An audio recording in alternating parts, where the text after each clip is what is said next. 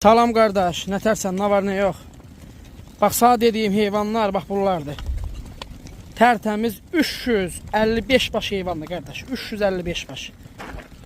Bax, görürsən, bunların hamısı yanı qardaş. Bax, belə birinci, ikinci qarına xam şişəklərdir. Birinci, ikinci qarına. Bugün də aprel ayının 3'ü. Bax, bunların hamısı 1-2'dir qardaş.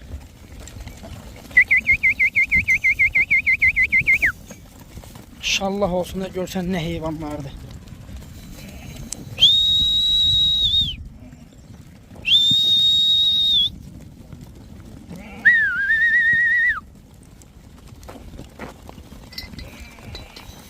Bunların hamısı 1-2'dir qardaş. Bunlara bax.